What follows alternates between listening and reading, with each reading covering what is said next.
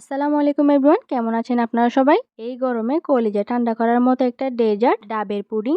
অল্প কিছু উপকরণ দিয়ে এই ডাবের পুডিংটি তৈরি করে নিতে পারবেন। আশা করছি আমার আজকের এই রেসিপি আপনাদের কাছে খুবই ভালো লাগবে আর সহজ লাগবে। চলুন তাহলে দেখে নেওয়া যাক কিভাবে এই পুডিংটি তৈরি করতে হয়। ডাবের পুডিং তৈরি করার জন্য প্রথমেই ডাব লাগবে। আমি এখানে 2টা ডাব নিয়েছি। প্রথমে আমি 2টা ডাবের পানিটাকে একটু ছেঁকে আলাদা করে নিচ্ছি। ডাব কাটার সময় বা ডাবের পানিটা বের করার সময় ছোট ছোট কিছু ডাবের অংশ বা ময়লা থাকে, সেটাকে ছেঁকে আলাদা করে নিতে হবে। এইখানে আমি নিয়েছি হাফ কাপের মতো গ্রেট করে রাখা নারকেল। আপনারা চাইলে কিন্তু নারকেলটাকে আপনাদের পছন্দ মতো ডিজাইন করে নিতে পারেন। ছেঁকে নেওয়া ডাবের পানিগুলো আমি একটা প্যানের মধ্যে নিয়ে নিচ্ছি। এখন এর মধ্যে দিয়ে দিচ্ছি 2 টেবিল চামচ চিনি। এইখানে ডাবের পানিটা কতটুকু মিষ্টি সেটা বুঝে চিনিটা দিতে হবে, অথবা চাইলে নাও দিতে পারেন। আর 2 চা চামচ দিয়ে দিচ্ছি আগার আগার পাউডার। আপনারা চাইলে আগার আগার পাউডারের পরিবর্তে জেলেটিনও ব্যবহার করতে পারবেন।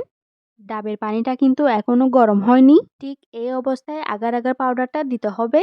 পানিটা গরম হয়ে গেলে আগার আগার পাউডারটা পানির সঙ্গে মিশতে চাইবে না, দলা ধরে থাকবে। যে কোনো তরল ডেজার্টকে জমানোর জন্য এই আগার আগার পাউডারটা ব্যবহার করা হয়। ভালোভাবে নেড়ে চেড়ে চিনি আর আগার আগার পাউডারটাকে ডাবের পানির সঙ্গে আমি মিশিয়ে নিয়েছি।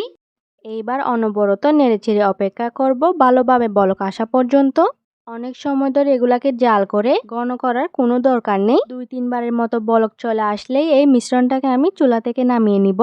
কোনোভাবেই ঠান্ডা করা যাবে না। যেই পাত্রের মধ্যে পুডিংটা সেট করবেন চুলা থেকে নামিয়ে সঙ্গে সঙ্গে সেই পাত্রের মধ্যে ঢেলে নিতে হবে।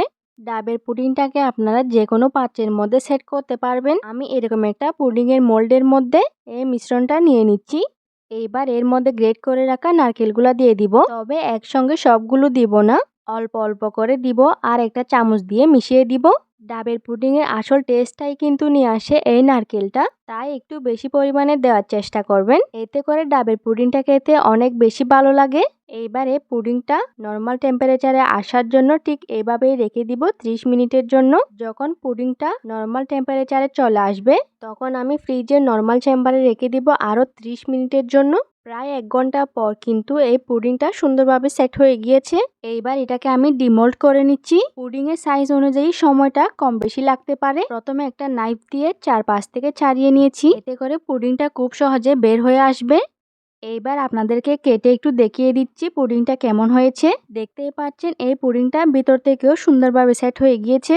আশা করছি আমার আজকের এই ডেজার্ট রেসিপি আপনাদের কাছে খুবই ভালো লেগেছে আর সহজ লেগেছে। ভালো লেগে থাকলে আপনারা এটা বাসায় ট্রাই করে দেখতে পারেন। তাহলে আজ এই পর্যন্তই। আপনারা সবাই ভালো থাকবেন, সুস্থ থাকবেন। আসসালামু আলাইকুম।